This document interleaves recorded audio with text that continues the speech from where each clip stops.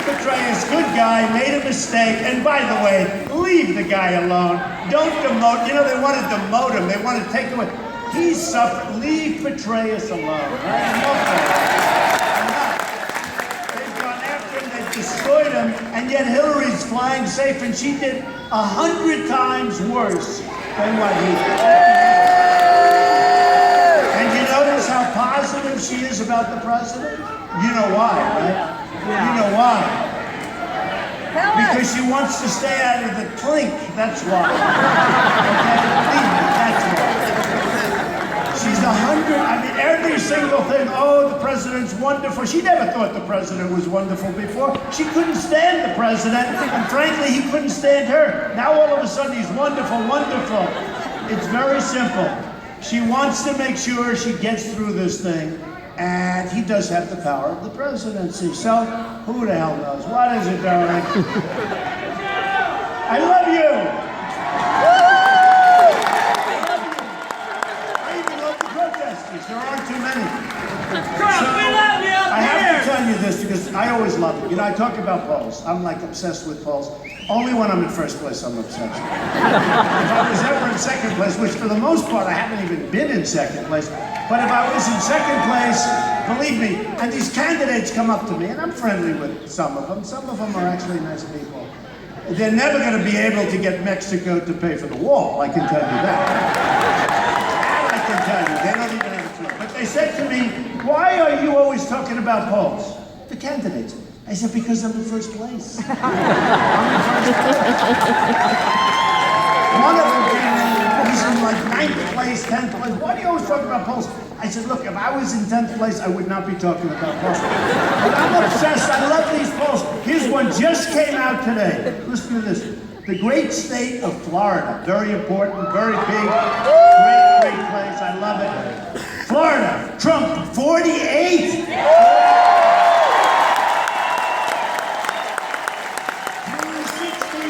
11, Bush down in the toilet. Unbelievable. How about Bush? Look, the guy spends, now he's up to $79 million. Now, I wouldn't even mention this, but a lot of it's ads against me. He does these negative ads against me. Otherwise, I wouldn't mention it. Maybe I would. But $79 million. And he's being down in the basement, right?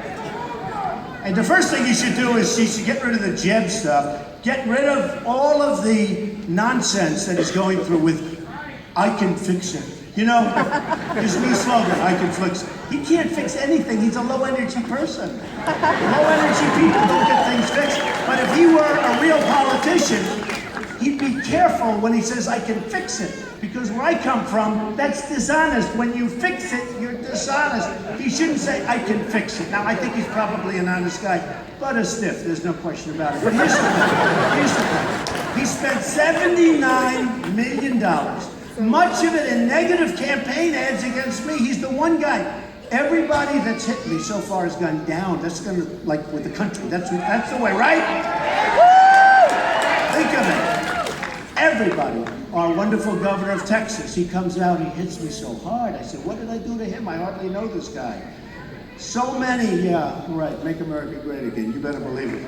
These people, politicians are not going to do that because they're all talk, they're no action, they don't have it. But think of this. So Bush spent $79 million. I spent practically nothing, right? He's down here, right toward the bottom, and I'm at the top by so much you wouldn't even believe it. New poll. Monmouth, Trump 36, everyone else like way, way, way behind. Morning consult, Trump 39. Reuters, Trump 42. Trump 42. Gravis, Trump 41. I mean, this is a lot. You know, you have 14 people in there still. 14 people. Trump said 41. I'd take 41 or 42 if we had 3 people, right? We'll take it then too. And you know, it's funny, all of these guys, they always say, the pundits, believe me, they're not smart people. You take those glasses away from George Will, and he's a stupid-looking guy. I mean, Paul Rove, this guy, He predicted, he still thinks Romney won the election. Oh my. Romney won. He won. I'm telling you, he won. They had to take him off the air in a basket. I mean, this guy. And this, everything. I had Every a time poll I that was laugh, so the phone incredible. I was jiggles. killing everybody. Like a month ago, he's on television saying, well, it can change. It doesn't mean that much. It can change. He couldn't even hold his breath. He's like a boiler waiting to explode. The hatred. The hatred. And what it is establishment. Because I'm not taking anybody's money. I don't want their money. They don't concern me.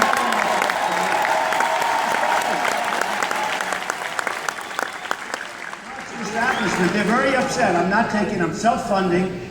And it's sad because, you know, my whole life, I'm a very greedy person. I've been taking, greedy, billions and billions of dollars. I've had tremendous success. By the way, the reason I say that, because that success is going to you, because that's what I want to do. But greedy. I want to be greedy for you. I want to be greedy now for the United States. I don't want stupid deals. I don't want to be losing $500 billion a year in trade with China. And with all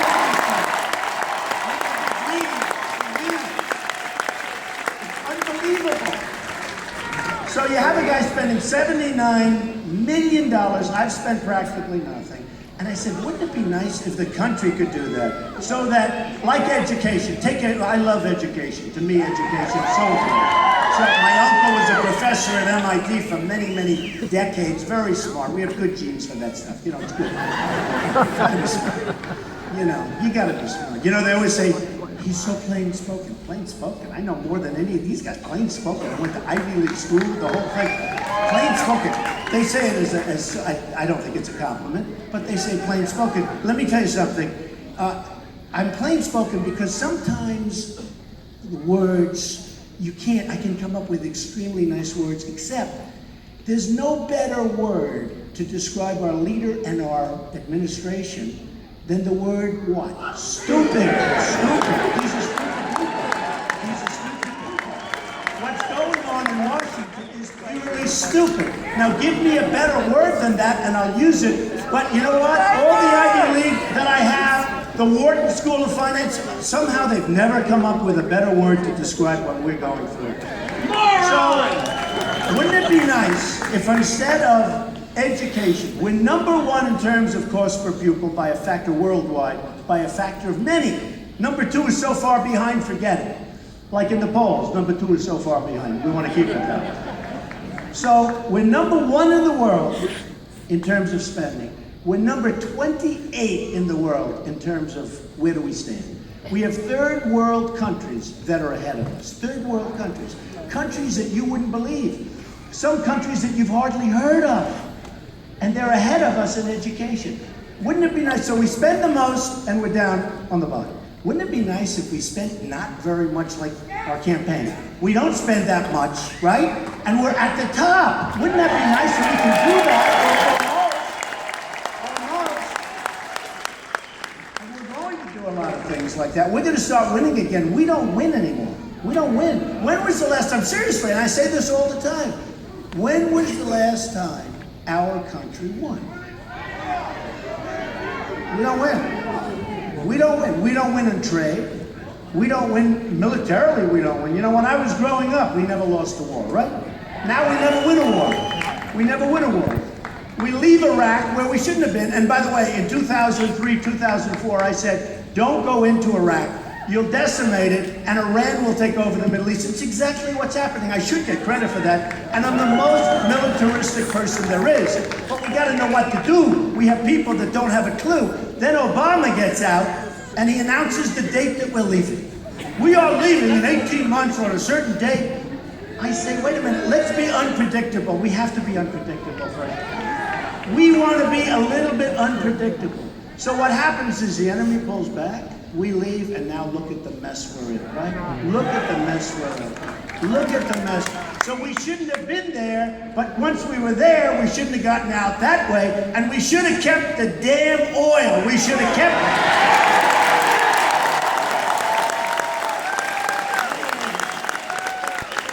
These people, they're incompetent people. We have incompetent leadership at the highest level. They don't know what they're doing. They don't know what they're doing. So I said, Keep the oath. Now, how long? You've been with me for a long time. Have I been saying that for 4 years, for 3 years, for years, right? We just started after Paris. Paris was a disaster.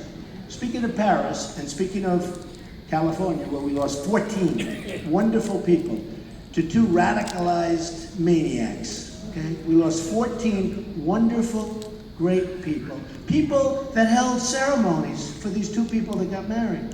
We lost 14. Now, if sitting there in the room or standing, there were like you, right over there with a hat, you, I mean, I could pick out lots of people. If we had a couple of guns on the other side where the bullets are going in the opposite direction, it would have been.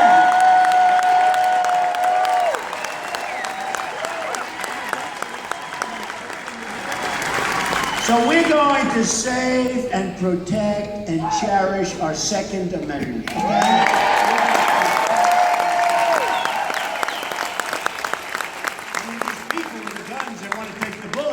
Take the guns, don't put any bullets in the magazines. We wanted this. The bad guys aren't listening, folks. The bad guys aren't listening. And we have to protect, because there is an assault on Christianity, and there's an assault on guns, there's an assault on everything that we stand for, and we're going to stop the assault, okay? We're going to stop it.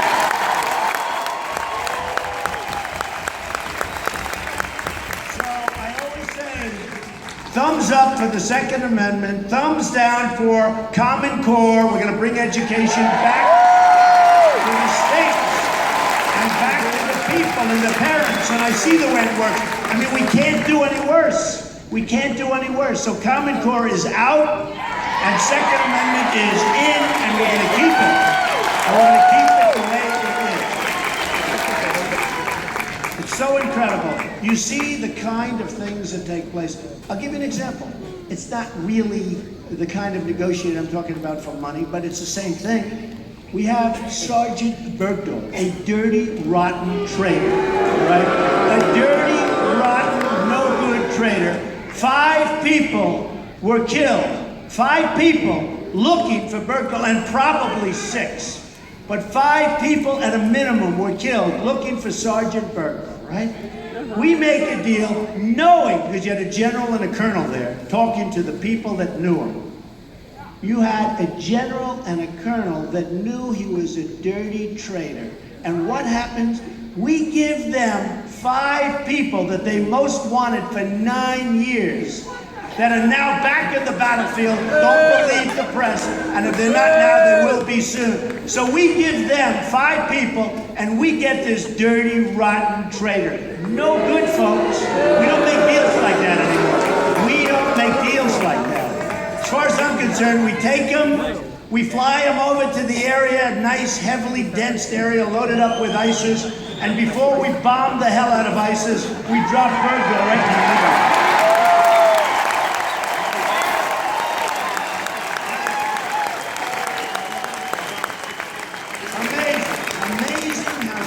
And how incompetent our leadership is and our politics, just to make a deal like that. And I mention that just because it doesn't make sense. I mean, the New Deal, look at the New Deal. We have 4 people, actually 5, but the 5th never showed up. They don't know where he is. They have no idea. But we have 4 people, we get back 4, they get 7, plus they get 14 people that are on Interpol watch list. You know what that means, that's serious stuff. These are bad dudes, and they're getting taken off all the watch lists, right? They're getting $150 billion. They're going to make, they don't have to make nukes anymore. They can buy them. With the money we gave, they can buy them. And all you had to do is, when the negotiations started, what do? We walk into the room. We say, we can't give you any money. We're bust. We have no money.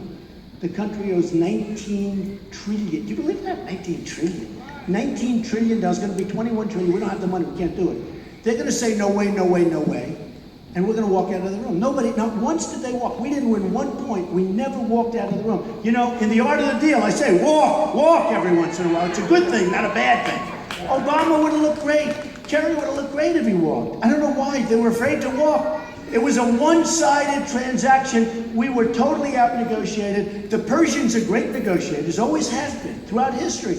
They made us look like a bunch of dummies. We should have walked, double up the sanctions. Within 48 hours, they will call you and they'll say, here are your prisoners, darling. Thank you. 100%.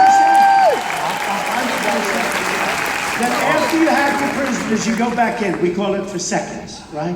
We go back in. Only one man laughed at that, only one. We go back in for seconds. And we say, very nicely, sorry, we can't give you the money. So we got our prisoners back. Now we tell them they're going to go nuts. And we'll probably have to walk. Believe me, you'll double up. You'll never have to pay the money. The money shouldn't. And the biggest problem with me winning is that I'll never get that $150 billion back. I hate that. $150 billion we're giving these people, and it's a terrorist nation. Think of Iran. Think of this. They're taking over Iraq, which is even better than the 150. You know, Iraq, second largest oil reserves in the world, right? The second largest in the world.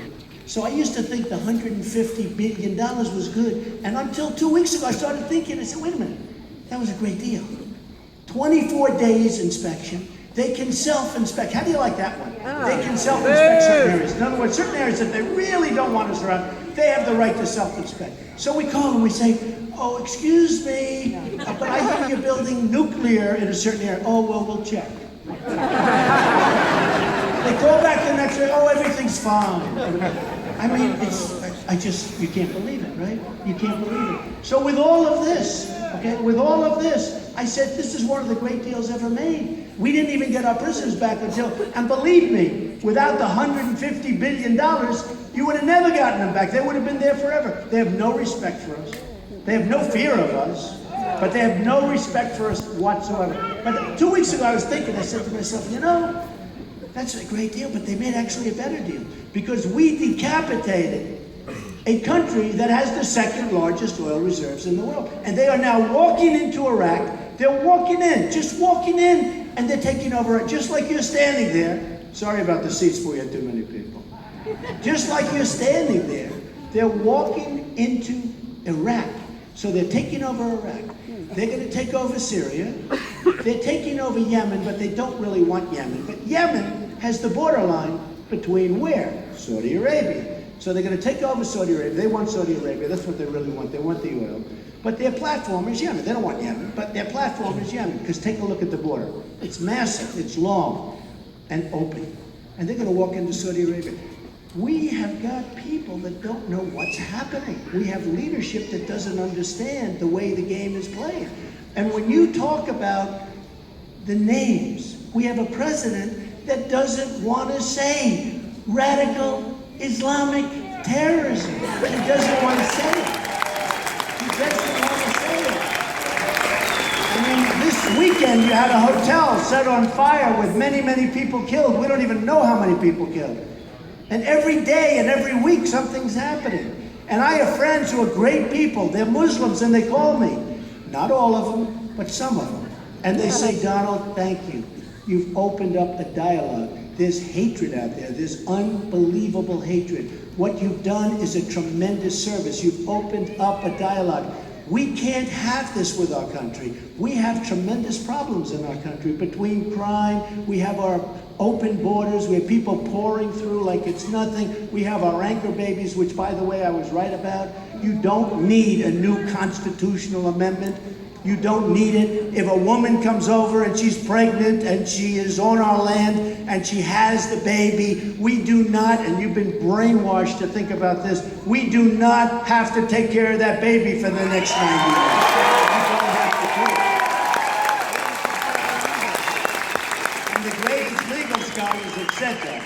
So, I mean, so many things have come out, so many things. And what's happened is the polls start coming, and then they do polls on who's best on ISIS, who's best on the military, who's best. And because I'm so strong on the border, as an example, our southern border, it's a mess. What's coming through is unbelievable.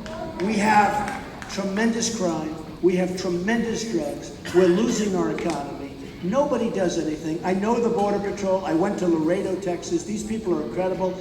They're told, stand back, don't touch, don't. These are these people. They called me, would you go? They want me to go there. I went there. I met with the Border Patrol. They're incredible people. They want to do their job. They can't do their job. They're told to stand back, don't do the job. People are pouring across. You've seen the pictures with the trains where people are. They're pouring across the border. We're going to have a very, very strong and powerful border. We're going to bring back our country. We're going to build a wall. We're going to build a wall.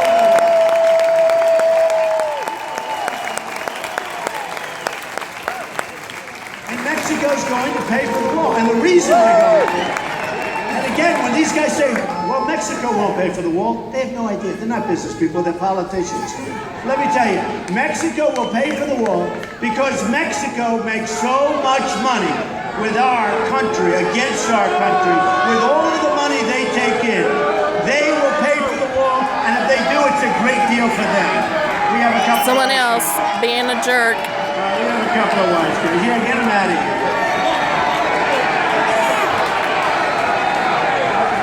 All right, get them out. Come on, security. Let's see how fast you can do it.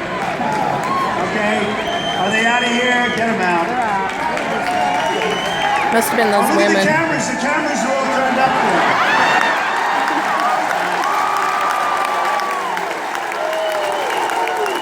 They did or didn't?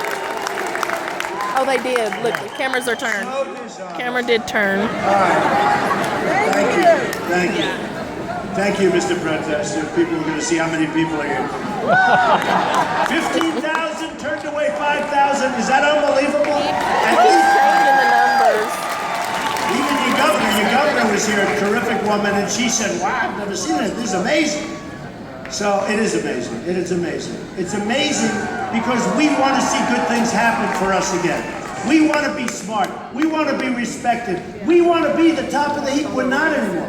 China's economy is killing us. China's killing us. We have political hacks negotiating with China. We have political hacks negotiating with Vietnam, which is the new China, what they're doing to us. With Mexico, beating us at the border, beating us at trade. Ford is moving to Mexico, a massive $2.5 billion plant. Nabisco, they make Oreos. I used to love Oreos. I don't like them anymore. They're moving their big plant. They're moving their big plant from Chicago into Mexico. Okay? No good. It's no good. We don't want that. That's no good. That's no good. So, with all of these things that are happening, so Carl Icahn, great businessman, he endorsed me.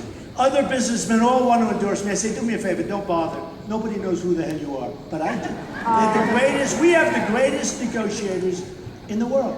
We have the greatest business people in the world, the greatest. And let me tell you, when we put Carl and others that you have heard about and some you haven't, some are incredible and nobody ever heard of them, but I know them. When we put them in charge of trade, we're not losing $505 billion anymore. Okay? We've lost millions and millions of jobs. We've lost 50,000 at least factories and manufacturing plants and areas to this craziness that's going on. We're going to bring our jobs back. We're going to bring our manufacturing back. Some of it's coming going to the homeowner. Some of it's coming to Michigan. It's coming all over. It's coming all over. I've seen areas in Iowa, like Newton, Iowa, so much. They've lost so much. And it's been taken out of the country, just taken out by people that don't have a clue. So, here's the story. Oh, looky. Oh, looky. Oh, look what we have.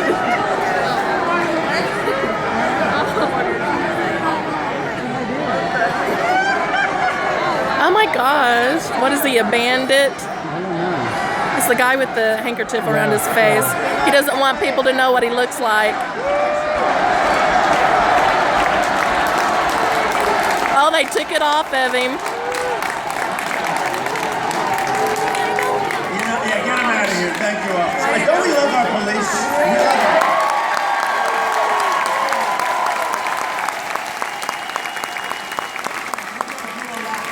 They do an incredible job. We wouldn't be here if it wasn't for them. They do a really incredible job. Thank you, officer. That's good. You know, one of the first times we had a rally, we had a rough guy. This was a rough, tough guy. And he was screaming, he had a voice like Pavarotti. He sounded like Pavarotti, and screaming. And then he started using his fists and punching. And these guys started taping it, and oh, it looked terrible. And I was rough. I said, get him out of here, get him out now. Get the hell, get him out of here. Okay, I got killed that next day. They said Trump was horrible. He was gruff. He was rough. One of the women said, he was gruff. Gruff. Here's another one. Is this, I love it. I love it. Okay, yeah, get him out. The next day, I was very soft. I was very meek. I said, oh, please remove him. I got killed in the press. They said, is Trump a weak sister or what? Oh, there's going to be a fight. Because he's pushing him. You can't win. I just want to tell you, just in closing, I want to say the following. We have a country that we're proud of and that we love and that we're not going to lose.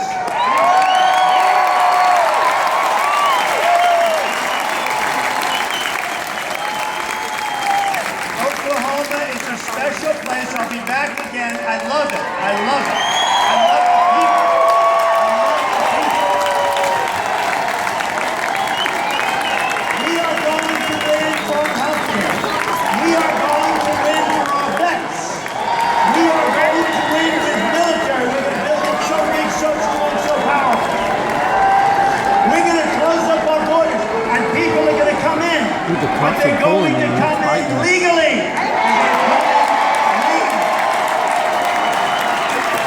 We are going to win so much. We're going to have win after win after win. You people are going to get sick and tired of winning. You're going to say, please, please, President Trump, we can't take this much victory. Please stop. We don't want any more wins. And I'm going to say to you, we're going to win. I don't care what you say.